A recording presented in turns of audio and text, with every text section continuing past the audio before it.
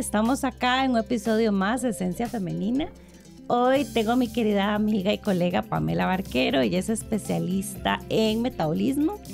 Vamos a hablar de un tema súper importante de la menopausia, ¿verdad? De lo que pasa después de los 35 años. Y el tema que tenemos hoy es más allá de los sofocos. La gran mayoría de las personas piensan que la menopausia es solamente calores, pero hay un dato curioso. El más del 60% de las mujeres que están en menopausia van a tener un síndrome metabólico, que es lo que vamos a hablar hoy, porque no solamente tiene que ver con lo que comemos, sino ciertas características que provocan. Entonces, Pamela, ¿cómo estás? Un placer tenerte por acá. Muchas gracias. Sí, muy feliz de estar aquí. Gracias a ustedes por acompañarnos un podcast más. Y definitivamente un tema súper importante que vemos todos los días, ¿verdad? Es muy importante porque definitivamente la gente no cree que la menopausia tenga tantas implicaciones en nuestra salud, ¿verdad? La gente lo ve como solo, como decimos en el título, el sofoque y ya. Exacto. Pero va más allá y a nosotros nos preocupa mucho todos los riesgos que viene con la menopausia. Y Pamela, ¿cómo podríamos definir? Porque a veces uno dice, ¿qué significa síndrome metabólico? Porque uno lo escucha con diabéticos, con hipertensos, con los rollitos, pero ¿qué significa en sí un síndrome metabólico? ¿Y por qué es que se da y qué implicación tiene la menopausia? Claro, es muy importante porque, bueno, hay 5 cosas que debemos de cumplir. Algo muy importante con la menopausia es que aumentamos la cintura abdominal, esta parte, ¿verdad? La llantita, que es la que no nos gusta ninguna, y que con la menopausia se aumenta más. Entonces, ese es un número 1. Número 2, el HDL, colesterol bajo, que es lo que la gente llama el colesterol bueno, debería estar alto y lo tienen bajo, que es muy, muy, muy común. Yo quisiera como que todo el mundo vaya revisando por dónde vamos. Después, algo muy importante, la glicemia, que está alta en ayunas. Otra cosa muy importante es la hipertensión arterial, ¿verdad? Porque a veces la gente dice, no, es porque estoy, te han dicho a vos, tenerlo por seguro. Blanca, exactamente, no, es que es porque estoy aquí, pero ¿verdad? Entonces uno les manda a tomar la presión en la casa 2 veces al día, por lo menos, por una semana, y ya se dan las sorpresas. Claro. Entonces, la presión arterial alta. Y todo esto que ya lo vamos a ver, es relacionado a este cambio que tenemos en la menopausia, ¿verdad? Y Entonces, ¿sabes cuál es ¿qué es lo que problema, pasa? Pamela? Que digamos, la gente dice, pero ¿cómo si yo soy sana? ¿De acuerdo? Yo no y tengo no sienten nada. Sí, está bien, subí un poquito en la menopausia, unas cuantas libritas, una llantita. Pero eso, y a veces el problema es que, no sé si te ha pasado, pero las pacientes no le creen a uno. Entonces uno le toma la presión, ya tiene la presión 135/95. Mira, ya eso es un signo de alerta. No, doctora, es porque anda el bata blanca. Yo no uso gabacha, Yo ¿verdad? tampoco hace muchos años. ¿Verdad? Pero entonces ya lo asocian. Entonces le mandas a hacer exámenes, le medí la cintura, por ejemplo. Entonces ya tiene una cintura más de 80. No, doctora, es que subí un poquito más. Sí, en mujeres ¿verdad? Más de 80, en hombres más de 95. Exacto. Y algo muy importante es que también tienen triglicéridos altos, que dicen, no, es que me comí, no sé, cualquier cosa. Me comí un poquitito. Antes del examen. Y uno dice, no, esto no es así, ¿verdad? Exacto. Y el principal factor es que yo siempre le he dicho la quinta enfermedad. Claro. Y hay que tener mucho cuidado porque, como decías, presión alta, ¿verdad? Que ya se está hablando de que, no estoy hablando de hipertensa, ya son niveles un poquito más altos, 135/95, ¿de acuerdo? Estás hablando de colesterol alto, ¿cuánto es el LDL que estás diciendo que el colesterol alto? Entonces, ¿qué nivel? O el HDL bajo. Entonces, ¿cuánto estás diciendo el HDL bajo? Menos de 50. Menos de 50, ¿verdad? Que la gente piensa que es como que uno tiene que estar en 30, no. ¿Cuánto estás hablando los triglicéridos? En cuanto lo menciones. Más de 150 hablamos del diagnóstico. Exactamente. Y la otra que me falta, la glucosa en ayunas. La glucosa en ayunas, que entre 100 y 126 es prediabetes. Ya ahí, si estás más de 100, estás más de 100. Pero yo lo que digo es 99, ya te estás quemando. Exactamente, ¿verdad? Es como que, o sea, por un punto no vas a... O sea, entonces uno ve todo eso en contexto. Y Michi, lo más importante es por qué pasa esto en la menopausia. Porque uno dice, pero es solo pasar de una cosa a otra, ¿verdad? Como que tengo menstruación y ya después no tengo menstruación. No, es que implica muchas cosas más que lo que llamamos los signos vasomotores del calor y, ¿verdad? Toda esta cosa que uno siente terrible. Pero, ¿qué es lo que pasa? ¿Por qué empieza el síndrome metabólico en la menopausia? Ahora, esto es una pregunta muy importante porque lo primero que nosotros tenemos es una caída de estrógenos. Claro. Entonces, nosotros metabólicamente nos protege el corazón, nos protege los huesos, nos protege lo que es la parte cerebral, la parte vaginal abdominal y todo. Al haber una caída de estrógenos, nosotros empezamos a producir un estrógeno de mala calidad.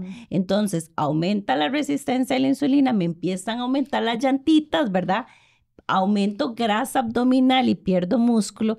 Entonces, y las bacterias del intestino absorben menos cantidad de estrógeno, la microbiota, ¿verdad? claro. La microbiota intestinal. Entonces, entonces, todo se resume. Hay una caída drástica de estrógenos que empieza a partir de los 35, ¿verdad? Entonces hay una caída drástica de estrógenos, entonces tendemos a acumular grasa. Entonces si yo acumulo grasa, me dan esos atracones de querer comer, que ahí lo vas a mencionar ahorita más adelante. Pero entonces, ¿qué es lo que pasa? Yo aumento grasa visceral y la grasa visceral yo me estoy inflamando, me quemo. Ese es el punto, me quemo. Ese es el punto, la inflamación. Y yo les digo a los pacientes, vea, es que la base de todas estas enfermedades metabólicas es la inflamación.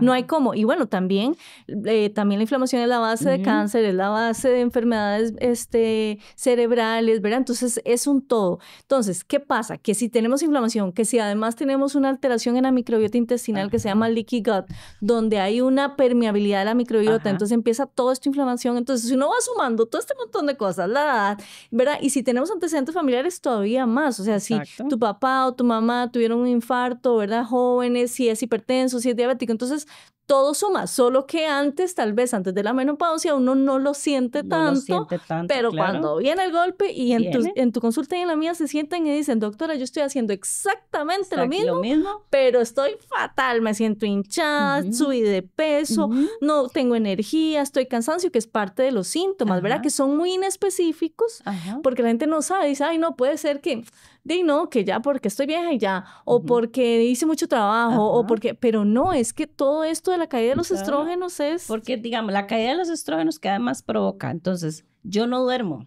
Entonces, leo el cortisol, o sea, me gasto el cortisol, o sea, hago una fatiga adrenal, un agotamiento, el síndrome de burnout. No duermo bien. Entonces, si usted no duerme bien, usted automáticamente aumenta de peso. Claro, definitivamente. ¿Verdad? Es lo que la gente no entiende. Usted no duerme bien, aumenta de peso. Me hidrato menos hidratación, subo de peso. Estoy más estresada porque no duermo, subo de peso. Entonces, y todo el peso se nos va a la grasa visceral. Aquí. La llantita. Entonces, la llantita para nosotros es terrible porque la grasa abdominal hace grasa visceral. Y esta grasa visceral, entonces, otra cosa que nos pasa es que nos volvemos un poco más sedentarias. Porque no duermo bien, estoy más cansada, automáticamente estoy cansada, no quiero hacer ejercicio. Entonces, todos estos factores de riesgo, parece mentira, que provoca un síndrome metabólico. Y es que lo más peligroso de esto, Michi, lo más peligroso es que esto representa riesgo cardiovascular. Eso quiere decir que tenemos más riesgo de un infarto al corazón, de un accidente cerebrovascular, de una trombosis, de un tromboembolismo, ¿verdad? De una muerte súbita. O sea, tenemos mucho riesgo y es lo que a nosotras más nos preocupa, porque yo sé que a la gente le preocupa como que los bochornos, la falta de líbido, que vamos a hablar mucho también de esto en otras ocasiones, de verdad que uno se siente como que a veces está deprimido, a veces está feliz, pero realmente el riesgo cardiovascular es el que nos mata. O sea, así. Y además, no solo eso, digamos, hay una cosa que yo le digo, la quinta enfermedad que por ahí tiene que estar. Yo soy hipertensa, diabética, colesterol alto, hígado graso. No, es que es todo. La quinta es cáncer. Sí, exacto, desgraciadamente. Y hay otra cosa que la gente dice, es que yo no tengo hígado graso. ¿Cómo? No, con solamente medir la cintura abdominal. Ya uno sabe. Ya usted sabe que la paciente tiene hígado graso. Claro. ¿Y el riesgo de hígado graso cuál es, Pamela? O sea, es que el riesgo de hígado graso, imagínate que, bueno, ahora se cambió el nombre, se llama Muscle D, que es enfermedad hepática relacionadas a metabolismo, ¿verdad? Son nombres diferentes que han cambiado, obviamente porque antes se llamaba no alcohólico, entonces se le quitó ese nombre para que la gente se enfoque y vea la importancia de la parte metabólica. ¿Y qué pasa? Que llegamos de hígado graso, pasamos a fibrosis, a cirrosis, que ya hay en cirrosis, no hay cómo devolvernos, ahora, aunque ahora salieron, de hecho en junio salieron medicamentos nuevos para esto, y después de cirrosis, cáncer. Y sabemos, y lo hemos hablado en otros podcasts, que esta grasa abdominal, la grasa visceral, está relacionada a 13 tipos de cáncer. Y es que yo digo, ¿para qué esperar? Diga, porque sí hay medicamentos, pero ¿por qué yo quiero llegar ahí? No, y son caros además, y representan muchas cosas, o sea, no es como tan fácil de que, ¿verdad? ¿Para qué? Si podemos, yo les digo, y por eso uno como papá, los que somos papás, y la gente que está alrededor, yo creo que uno tiene que insistir en estilos de vida saludables desde jovencitos, desde pequeñitos. Claro, porque uno empieza, tiene que, o sea, todo empieza hasta dentro del útero. Exacto. Se llaman los primeros 1000 días. Los primeros, y yo ahora se llaman todos 5000. Yo siempre he pensado que usted es lo que usted come. Claro. Y a mí hay temas que a mí me apasionan y uno de los temas que apasionan es la prevención. Claro. Entonces, por eso es que nosotros hablamos de estos temas en los podcasts, porque si yo logro prevenir, si yo me preparo para la menopausia, me va a ir bien. Claro. O sea, ahorita está el concepto, antes uno decía envejecimiento inteligente, o sea, el envejecimiento es algo que usted no puede prevenir, no todos vamos a envejecer. No hay cómo, ¿verdad? Pero cuando usted envejece, cuando usted no puede hacer sus funciones básicas, claro. O sea, usted no es independiente, ese es el concepto de envejecimiento. Claro. Entonces, cambiémoslo por longevidad. Sí. O sea, todos vamos a envejecer, pero lo importante es que usted tenga una longevidad de forma inteligente, claro, adecuada, que usted sea independiente, que se pueda movilizar. Es que nos estamos muriendo de 80 y tantos de años. Ajá, exacto. Entonces, ¿cómo? Bueno, mi abuelita acaba de cumplir 86, ¿cómo queremos estar en ese momento, verdad? Claro, mi abuelita lleva por 100 años y 6 meses, ¿verdad? Sí. 100 Entonces, años y 6 meses. ¿cómo queremos llegar a ese punto? Y yo les digo que, y sobre todo las mujeres tenemos una más expectativa de vida que los hombres. Entonces, con mucha más razón, vamos a estar mucho tiempo en posmenopausia. Entonces, ¿cómo queremos estar? Yo estoy segura que ninguna quiere estar ni en una cama, ni con una úlcera, ni con una secuela de un accidente cerebrovascular, nada. O sea, uno quiere estar bien, ¿verdad? Ahora, hablemos de los factores de riesgo y los síntomas. ¿Cuáles son los factores que están asociados a este síndrome metabólico? Ya sabemos que la menopausia, ¿verdad? Que hay factores genéticos, ¿verdad? Que hay una predisposición genética. Y aquí yo sí hago la salvedad, es cierto, porque a veces yo no sé si te pasa que la paciente te dice, no, doctora, es que mi mamá es hipertensa, diabética, entonces yo voy a ser hipertensa. Sí, o sea, usted Pero tiene... es que está la epigenética. Exacto, usted tiene cierto riesgo de... Pero ahora, si yo tengo, exactamente, si mi papá es hipertenso y es diabético, dependiendo de la calidad de vida y el estilo de vida que yo tenga, yo puedo desarrollar la enfermedad antes de la que desarrolló mi papá, desarrollarlo más severo o no desarrollarlo del todo, ¿verdad? Sí. Entonces, ¿qué otros factores de riesgo están asociados a que la paciente desarrolle este síndrome metabólico, ¿verdad? Que yo le digo que es un síndrome parecido al diabético sin ser diabético. Sí. Que puede llegar pero usted puede llegar a desarrollar diabetes. Ese es el tema, porque bueno, la parte la parte genética y hereditaria es muy importante. Ajá. Y bueno, el envejecimiento como tal, porque como yo les digo, no es lo mismo las arterias que tenemos cuando tenemos 20 que cuando tenemos 40, 50 o 60. Entonces, el envejecimiento es algo muy importante. Lo que hemos hecho, por ejemplo, el fumado es el único factor de riesgo por sí solito que representa todo un montón de enfermedades que yo creo que la gente no lo tiene tan claro. Yo creo que tampoco. ¿Verdad? Sí. La obesidad como tal, el sobrepeso, ¿verdad? Que si nosotros, como decís vos, hay que prepararnos para llegar a esa etapa. Entonces, si uno, por ejemplo, tiene un buen peso durante toda la vida y llega a los 50, digo yo, porque es como más o menos el promedio, 50-52, si no me equivoco, en la menopausia, y si uno llega con un buen peso, pues lo que puede subir, ya que uno tiene esos estilos de vida saludable, no va a ser grande, ¿verdad?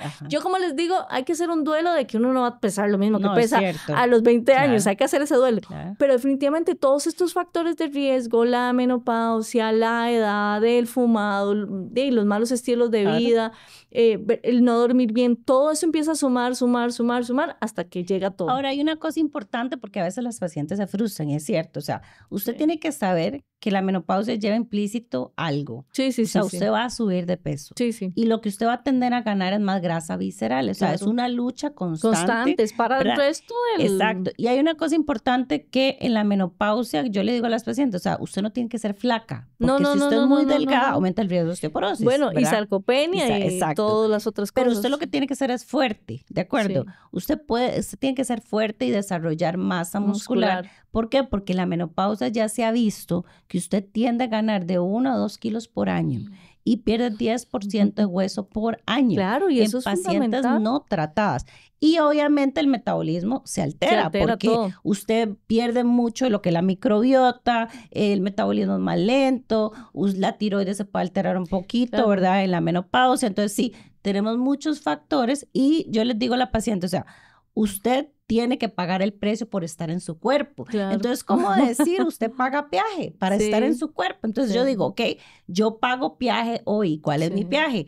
comer bien, hacer ejercicio, dormir bien y bajar el estrés. Y ya no es como cuando uno tenía 20, que, ay, sí, que unos días, digamos que fuera de fiesta, o que tenías, y verdad, trasnochabas, sí, recuperaba. Es que ya no se... La mala noticia es, ya nos recuperamos, que hay que hacer las cosas ya. Y esto del hueso es fundamental, es importante tocarlo, porque realmente las fracturas por osteoporosis te matan. Te matan, o sea, claro. Y la gente, bueno, yo creo que esto da pie para muchas cosas y la terapia de reemplazo hormonal y todo eso, pero realmente tenemos ventana de oportunidad también de tratar. Entonces, es fundamental y realmente que tomemos conciencia. Y esto parte de cuál es el tratamiento de esta enfermedad o este síndrome, es definitivamente el ejercicio. O sea, el ejercicio, sí o sí, la masa muscular, porque claro, yo les digo, a partir de los 30 vamos para abajo, ¿verdad? Ay, y todavía se acelera más con la menopausia. Entonces, ¿qué pasa? Que si bajamos, es que es de matemática, bajamos músculo, subimos grasa y todo esto que implica la grasa, lo que hemos estado hablando. Sí. Entonces,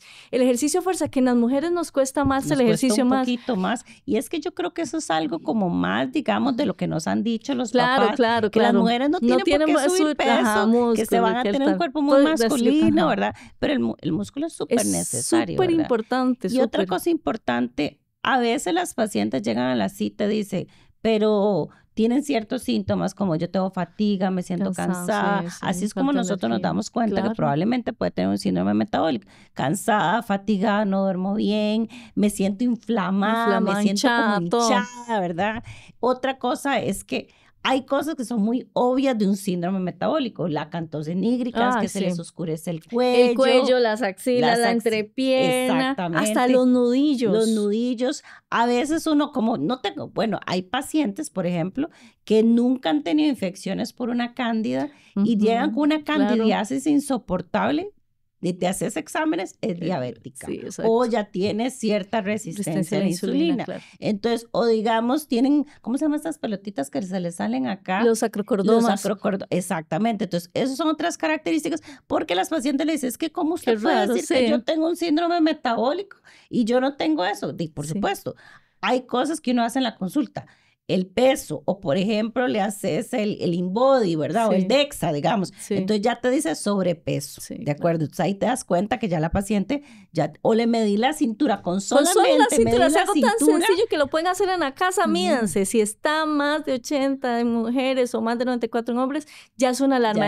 Mire, ponga atención, hay que hacer algo ya. Ajá, exactamente. Entonces, son ciertas cosas que la paciente, al ir a la consulta, nosotros nos vamos a dar cuenta, pero en su misma casa, ya si usted tiene, el cuerpo siempre habla, fatiga, me siento cansada, no duermo bien, me despierto a las 3 de la mañana, ando de chicha, ¿verdad? Entonces, a veces se me olvidan las cosas, por ejemplo, eso es la famosa niebla mental, y no es que se me olvidan cosas, digamos, que pasaron hace años, es lo que acaba de pasar. Entonces, me da risa porque un día de eso estaba viendo un reel ahí en TikTok, entonces, un hombre se estaba, bueno, no sé, burlando, puedo decirlo como tal, ¿verdad? Le estaba haciendo bullying a la esposa porque le preguntaba dónde dejé el teléfono. O sea, lo acaba de tener en la mano, ¿verdad? Sí. Y a muchas les pasa, ¿dónde dejé las llaves del carro? Claro. ¿Dónde dejé o saqué algo de la refri? ¿O qué iba a hacer? ¿Qué iba a hacer? ¿Qué era lo que te iba a decir? ¿Verdad? Entonces es la memoria reciente, la que acaba de pasar ahorita. Es lo que se te olvida, que se llama niebla mental, que son ciertos signos que también están asociados al síndrome metabólico también. Y algo muy importante es esto. Bueno, primero la prevención, que hemos hablado mucho, pero el tratamiento, digamos, en la parte, por ejemplo, en la parte mía metabólica, evidentemente si hay presión alta, hacer el diagnóstico de presión alta, ¿verdad? Que no es tan sencillo como que una sola presión nos da, ¿verdad? Sino que hay que hacer el monitoreo, o el AMPA o el MAPA. También hay que ver esto de corregir lo del perfil de lípidos. El ejercicio nos corrige muchísimo.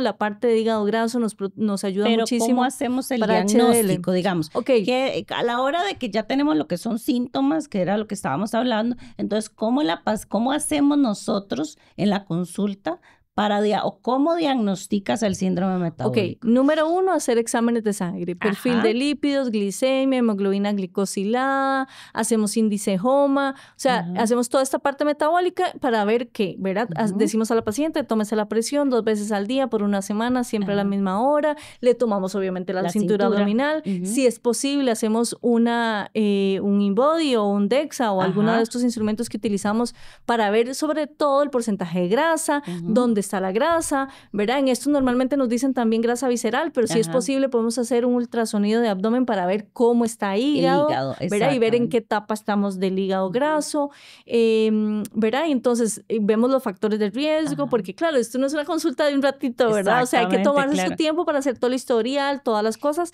y ahora sí, haciendo el diagnóstico, uno toma decisiones, obviamente en conjunto, nosotros trabajamos en conjunto, entonces esa es la ventaja, porque hay que tratar esa parte de menopausia propiamente. Hay ciertas cosas básicas antes de que hablemos del tratamiento que uno puede hacer en la casa como para darse cuenta que la paciente está entrando en un síndrome metabólico. Digamos, solamente el hecho de cómo ella se sube una grada, por ejemplo, ya ahí te está hablando que hay pérdida de masa muscular. Claro, o que no se pueda levantar, que no se pueda levantar de una silla sin apoyar los brazos. ¿De acuerdo? Esa muletilla. O que te diga, digamos, que ella está sentada en el suelo y necesita ayuda. Por supuesto que las mujeres queremos que nos ayuden, ¿verdad? Muy parte importante. Cordialidad a levantarnos del suelo. Sí. Pero si usted está sentada en el suelo, usted no se puede levantar solita. O tiene que hacer maromas para levantarse, ya eso está hablando de pérdida de masa muscular. Y si yo pierdo músculo, subo grasa. Claro, es lo que estamos diciendo. Y algo es que la gente se siente floja. Que dice la gente, no, es que yo antes sentía... gordito de aquí. Sí, las salas de qué dicen. Pero la gente se siente floja, además se siente inflamada, esto de la mancha aquí normalmente oscura, en cuello, estos, ¿verdad? Entonces son todos signos de alarma. Yo creo que ya cuando uno ve esas cosas es cuando hay que consultar, no dejemos para, ¿verdad? Porque la gente a veces yo les pregunto, bueno, ¿cuándo fue la última vez que se hizo un chequeo y se tomó exámenes? Nunca. Hace, no sé, 2, 3, 4 años. Las mujeres, cuando estuve embarazada. Cuando estuve embarazada, imagínense, si tiene el chiquito 10 años o 6 años. Hay una cosa que se llama en inglés, que se llama normal weight obese, ¿verdad? Que es peso normal obeso. ¿De acuerdo? Que a veces uno dice, no, yo soy delgada, yo soy sana, ¿y para qué me voy a hacer exámenes? No. Pero jamás. vale, tomar la presión.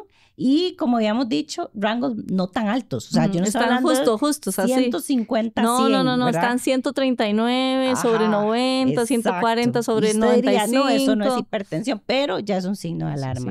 La segunda cosa para hacer el diagnóstico que decías es la cintura abdominal. Claro, entonces, solamente el hecho de agarrar 1 centímetro y medirse la cintura, que cómo se mide la cintura, Pamela. Es muy importante porque nosotros tenemos un huesito aquí, esa es la cresta ilíaca, la cresta ilíaca, y están las costillas. Entonces tiene que ser en medio de esas dos medidas, ¿verdad? Que hay gente que yo soy muy larga de tronco, entonces depende de eso, ¿verdad? No es como que todo el mundo igual.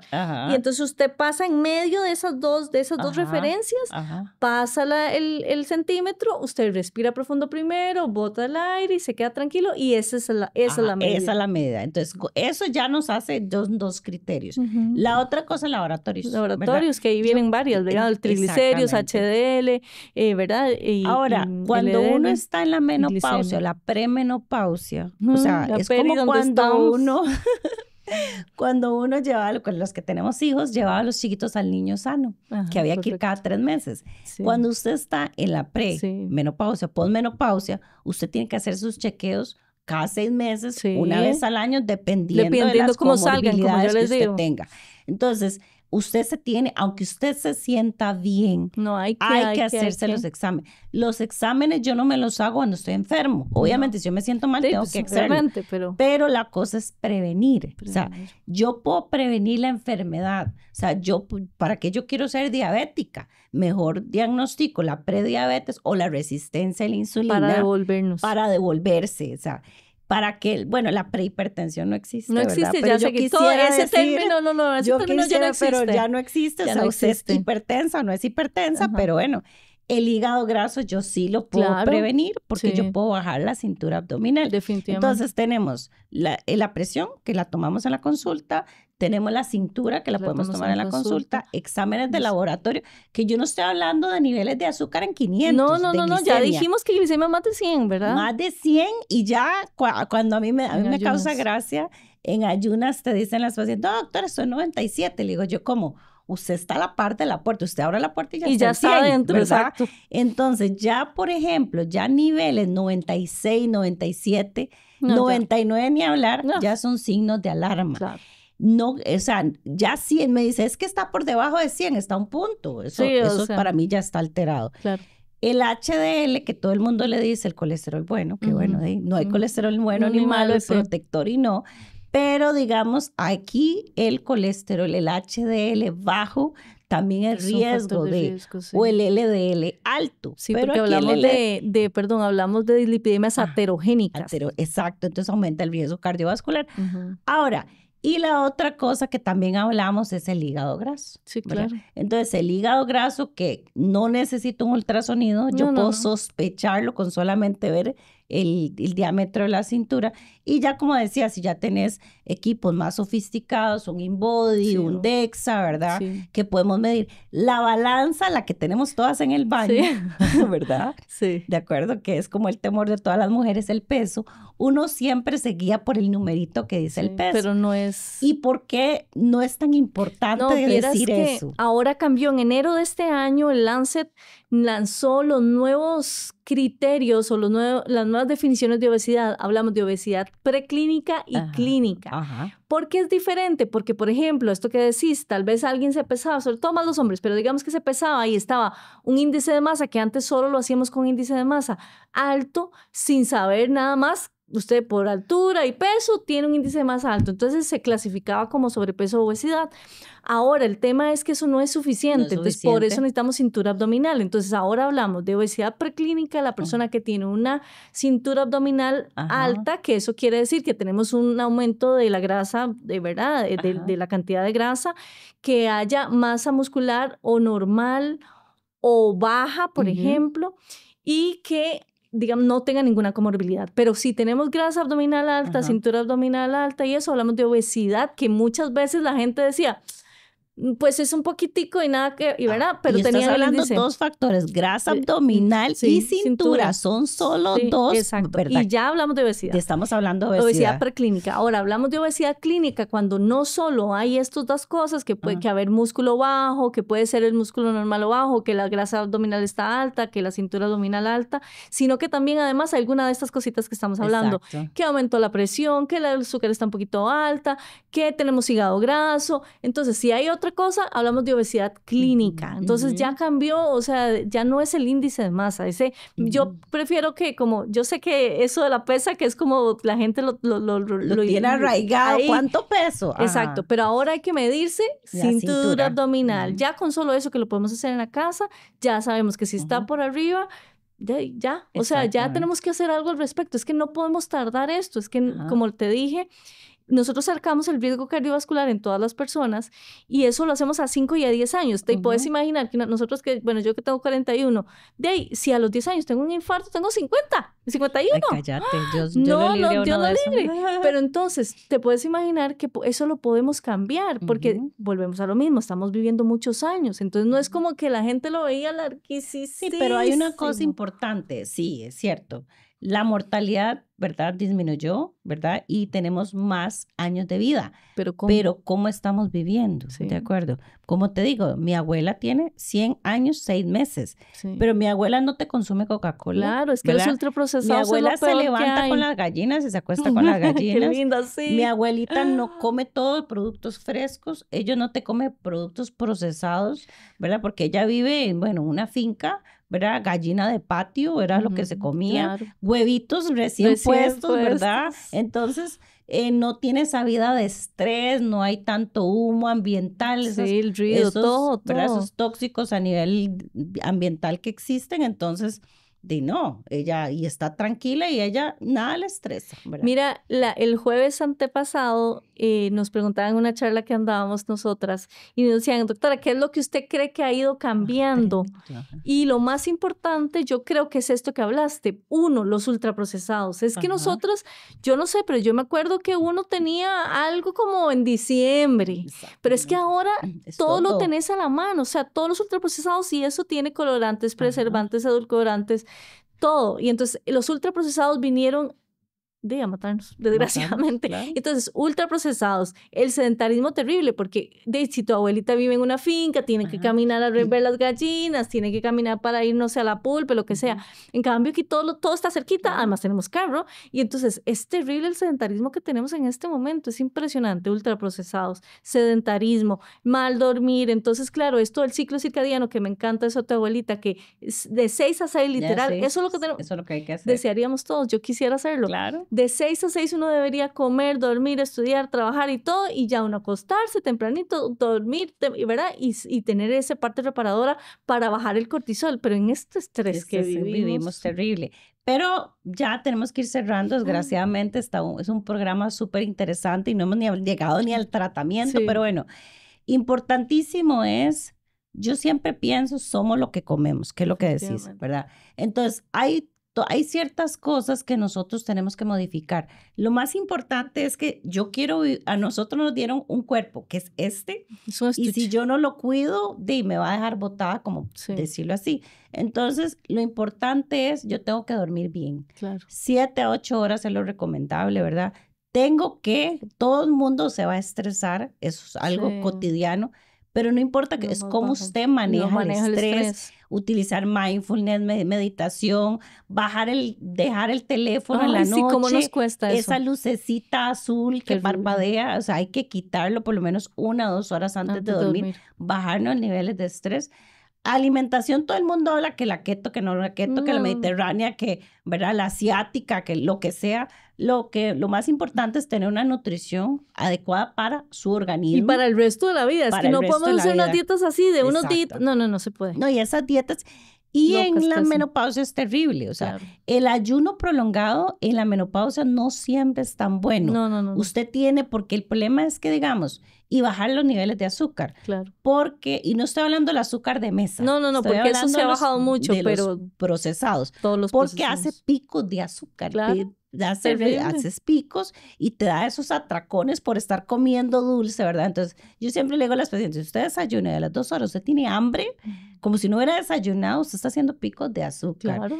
Importantísimo el ejercicio, ¿verdad? Ejercicio de la fuerza. Recomendación, 150 minutos por semana, la recomendación, yo tengo mis dudas sobre eso. Eso es lo mínimo, es lo mínimo que uno les dice, 150 y que para nuestras edades el 80% sea de fuerza y 20% de cardio. 20% de cardio. Muy importante. ¿Verdad? Otra cosa es como en la menopausia hay ciertas cosas que pasan emocionales, tener grupos de apoyo, muy importante. ¿verdad? A veces el mismo cuerpo te sabotea porque hacer ejercicio es cansado y es difícil, ¿verdad? Y si usted no le gusta, el médico te dice, tienes que hacer ejercicio. Peor la cosa. Pero la idea es que yo lo que le digo a las pacientes, hacer ejercicio, solamente el que es amante y aficionado al ejercicio le encanta, pero no queda de otra, hay que hacerlo. O sea, como un medicamento, es que es lo que yo les digo, hay que sacar la tarea porque si no ese montón de medicamentos, yo tengo pacientes con 10 medicamentos, o sea, entonces, pero eso se pudo tal vez evitar o retrasar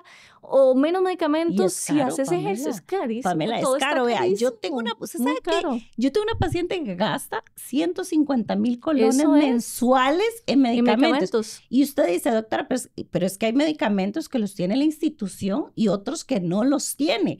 Entonces, cada enfermedad usted tiene que tratarla con ciertos medicamentos. Claro. Entonces, si usted es hipertensa, palos de la presión, diabética, colesterol, otra. Y si tenés hígado graso, también. Entonces, y si tenés un tumor maligno, por eso también. Entonces, y la terapia de reemplazo. La terapia de reemplazo, los estrógenos, vainas, se están tomando como 15 medicamentos. Entonces, es más barato prevenir. Entonces, yo creo que eso es más barato prevenir que lamentar. Entonces, cuesta mucho. Hay que sacar la tarea, pero desgraciadamente o de buena manera, yo tengo que pagar el precio por vivir en este cuerpo, ¿verdad?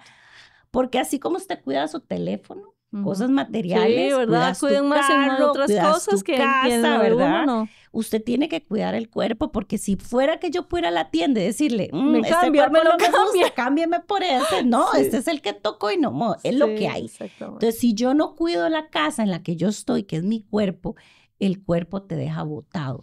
Empiezas a cansarte, que me duele aquí, me duele todo, ¿verdad? La menopausia no es fácil, pero si usted la lleva bien, usted le va a ir bien, pero hay que hacer el sacrificio y es diario, o sea, usted tiene que pagar el viaje de estar en el cuerpo diario, comer bien, dormir bien, bajar el estrés, hacer ejercicio, tomar agua. Es una decisión. Es una decisión. Michi, es una decisión. Bien. Es que yo creo que es una decisión porque uno decide cómo quiere estar el resto de la vida. Y bueno, yo creo que ya estamos súper destiempo, pero bueno, sí hay varias cosas importantes para hacer el cierre. Número 1, invitarlos, que yo creo que para nosotros estamos muy felices y orgullosos de este proyecto que tenemos ahora en octubre.